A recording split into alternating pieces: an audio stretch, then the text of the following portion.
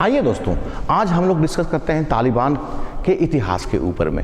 Actually बात यह है कि जब से अमेरिका ने ये घोषणा की है कि सितंबर 2021 तक वो अफ़गानिस्तान को छोड़ देगा, उस वक्त से तालिबान के हौसले बढ़ गए हैं और वो आज के डेट में लगभग 80 से 85% क्षेत्र पर कब्जा कर चुका है। अफ़गानिस्तान के 80 से 85% क्षेत्र पर कब्जा कर चुका है। तालिबान आज के डेट में दुनिया में एक चर्चित नाम है जिसने तबाही और बर्बादी का खौफनाक मंजर प्रस्तुत किया है अफ़गानिस्तान के ऊपर में। तो इसके इतिहास को समझने की हम लोग आज कोशिश करेंगे। इसके इतिहास को समझने के लिए हम लोग 1933 और 1973 के बीच की स्थिति को समझने की कोशिश करेंगे तो हमें अफ़गानिस्तान में तालिबान के उदय का एक बेसिक कॉज समझ में आने लगेगा। 1933 में ज़हीर शाह नाम के एक व्यक्ति अफ़गानिस्तान के गद्दी पर बैठे। ज़हीर शाह, ठीक है, और ये लगभग 30 साल तक अफ़गानिस्तान में शासन करते रहे। 1973 में दाऊद खान नाम के एक व्यक्ति ने, कौन? दाऊद खान नाम के एक व्यक्ति ने, जो इनके अपने चचेरे भाई थे, ज़हीर शाह को हटा दिया। अच्छा, ये हटाने में सफल कैसे हो पाए, इस बात को समझना ज़रूरी है। इस बात को समझने के लिए हम ये समझते हैं कि इस 30 साल के पीरियड में, ठीक है, अफ़गानिस्तान के लोग ज़हीर शाह से काफ़ी नाराज़ हो गए थे। नाराज़ होने के पीछे की वजह ये थी कि ज़हीर शाह के ऊपर में काफ़ी करप्शन के चार्ज लगे, भ्रष्टाचार के चार्ज लगे। इनकी जो आर्थिक नीति थी, ये आर्थिक नीति से लोगों को काफ़ी परेशानी होने लगी और साथ साथ ये हुआ कि अफ़गानिस्तान में उस 30 साल के अंदर में काफ़ी ड्राउट आए, बहुत ज़्यादा अकाल पड़े, जिससे लोगों की परेशानी बढ़ी और लोगों की परेशानी बढ़ी तो लोग नाराज़ हो गए।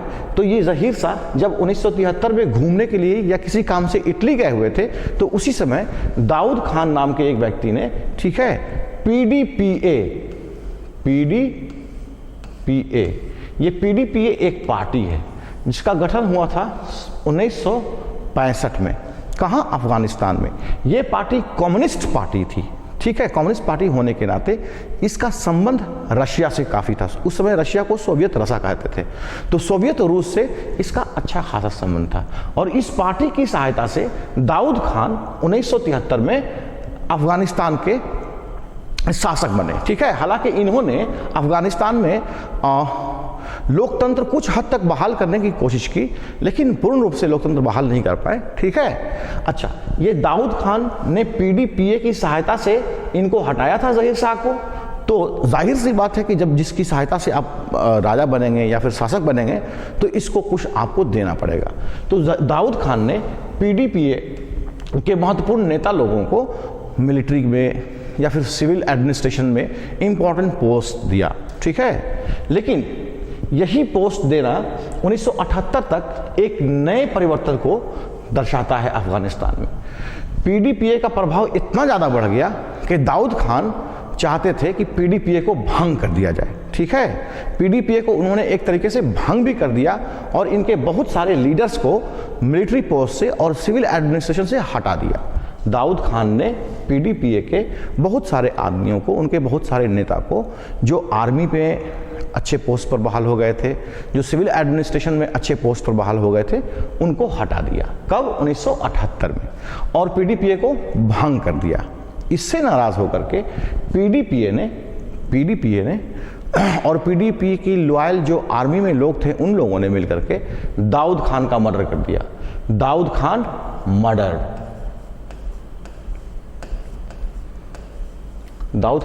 कर दिया। कब? 1978 में, ठीक है। अच्छा, अब बात को समझिए, ये पीडीपीए कौन सी पार्टी है? ये कम्युनिस्ट पार्टी है। इसका संबंध किससे है? रशिया से है। अच्छा, तो रशिया ने इस 1973 से 1978 के बीच में अफ़गानिस्तान में काफ़ी सारे इन्वेस्टमेंट्स किए थे ताकि उसको कुछ वहाँ से फ़ायदा हासिल हो, ठीक। अब 1978 में दाऊद खान की हत्या के बाद वहाँ के लोगों ने ये समझा कि ये पीडीपीए ने रशिया की सहायता से दाऊद खान की हत्या की है, इसलिए लोगों ने इनको स्वीकार नहीं किया तो वहाँ पर अराजकता फैल गई, ठीक है। और इस अराजकता की वजह से 1979 में 1979 में सोवियत रूस ने अफगानिस्तान के ऊपर में आक्रमण कर दिया, अफगानिस्तान के ऊपर में आक्रमण जब किया तो यहाँ के बहुत सारे लोग इस अफगानिस्तान में मारे गए, ठीक है। और बहुत सारे लोग अफगानिस्तान से भाग करके ईरान में चले गए, बहुत सारे लोग अफगानिस्तान से भागकर पाकिस्तान में चले गए, ठीक है। और 1979 में रशिया ने बाबरक कारमाल,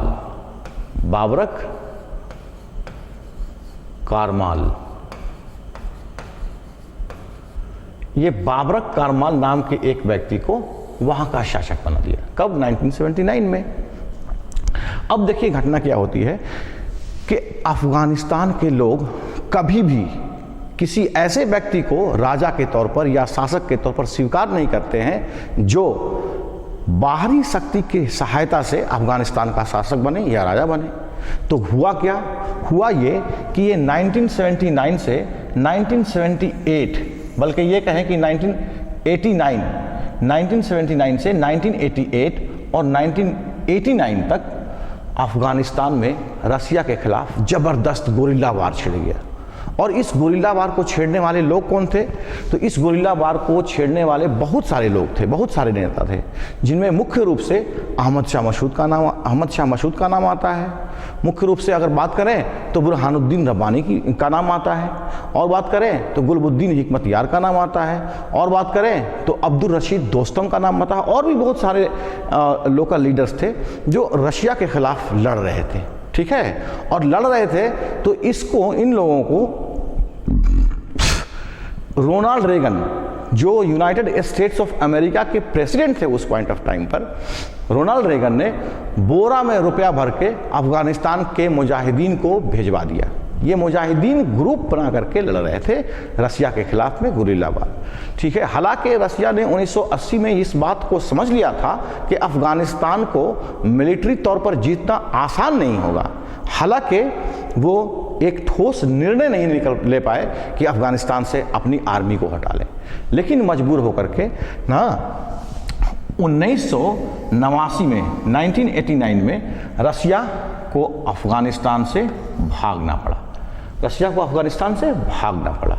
लेकिन इस बीच को समझिएगा, इस बात को समझिएगा, ये 1979 और 1989 इस 9 और 10 साल के बीच में अफगानिस्तान में लगभग 2 मिलियन लोग मारे गए और बहुत सारे लोग वहां से भागकर रिफ्यूजी के तौर पर पाकिस्तान में चले गए और बहुत सारे लोग ईरान में चले गए। देखिए, इन लोगों में से कुछ लोग पाकिस्तान में जो भागे थे उनमें छोटे छोटे बच्चे भी थे। वो छोटे छोटे बच्चे पाकिस्तान के बहुत सारे मदरसों में पढ़ने लगे और मदरसों में पढ़ने की वजह से वो रेडिकलाइज हो गए, वो कट्टर हो गए, वो इस्लामिक कट्टरवाद को मानने लगे, ठीक है। इस बात को यहीं पर छोड़ देते हैं, हम आगे और बताएंगे, ठीक है। ये 1979 और 1989 के बीच में अफगानिस्तान में बहुत सारे फोर्सेस लड़ रहे थे। अहमद शाह मसूद, गुलबुद्दीन हिकमतयार, अब्दुल रशीद दोस्तम, बुरहानुद्दीन रब्बानी और भी बहुत सारे लोग, और इन लोगों ने तकरीबन रशिया को वहाँ पर डिफीट दे दी और रशिया हार गया, ठीक है। रशिया ने 1988 में एक फैसला लिया था। वो फैसला क्या लिया था कि ये जो बाबरक कारमाल को बनाया था वहाँ का शासक, इसको हटा करके 1988 में नजीबुल्लाह नाम के एक व्यक्ति को अफगानिस्तान का शासक बनाया। किसको? नजीबुल्लाह को। अच्छा, ऐसा क्यों? क्योंकि रशिया की फोर्स ये समझ रही थी कि बाबरक कारमाल वहाँ के शासक होने के बावजूद भी जो गुरिल्ला ग्रुप जो अफगानिस्तान में इंसर्जेंट ग्रुप लड़ रहा है रसिया के खिलाफ में, उसको कंट्रोल नहीं कर पाए थे, ठीक है। तो जिसकी वजह से बाबरक कारमाल को हटा करके 1988 में नजीबुल्लाह को बनाया वहाँ का राष्ट्रपति, अफगानिस्तान का राष्ट्रपति। और देखिए उसके बाद क्या हुआ कि 1989 में रशिया अफगानिस्तान से निकल गया। अब देखिए नजीबुल्लाह के पास कुछ नहीं है लड़ने के लिए, ना तो फोर्स है और ना ही तो पैसा है। और जो फोर्सेस यानी कि जो आतंकवादी ग्रुप रशिया के खिलाफ लड़ रहे थे उसको पैसा मिल रहा था और हथियार मिल रहा था अमेरिका से। तो नजीबुल्लाह को उन लोगों ने 1992 में हटा के 92 तक मतलब ख़त्म कर दिया। 92 में एक पेशावर एकॉर्ड होता है, 1992 में एक पेशावर एकॉर्ड होता है। ये पेशावर एकॉर्ड क्या है कि पेशावर एकॉर्ड में जो गुरिल्ला वार लड़ रहे थे रसिया के खिलाफ लोग, जिनमें अहमद शाह मसूद, या अब्दुल रशीद दोस्तम या बुरहानुद्दीन रब्बानी, गुलबुद्दीन हिकमतयार, इस तरह के बहुत सारे जो छोटे छोटे ग्रुप्स थे, इन लोगों ने आपस में एक सहमति बनाई, एक एकॉर्ड बनाया, एक समझौता किया और इसका नाम था पेशावर एकॉर्ड। ये बना था और इसी पेशावर एकॉर्ड के अकॉर्डिंगली अफगानिस्तान में शासन की व्यवस्था को स्थापित किया गया था। ठीक है, तो 1992 तक की बात समझ में आ रही है। ठीक, और इसी बीच में हुआ क्या कि जो लोग पाकिस्तान में भागे थे रशिया के डर से, ठीक है, वो पाकिस्तान में उनके बच्चे मदरसों में पढ़ने लगे और रेडिकलाइज हो गए।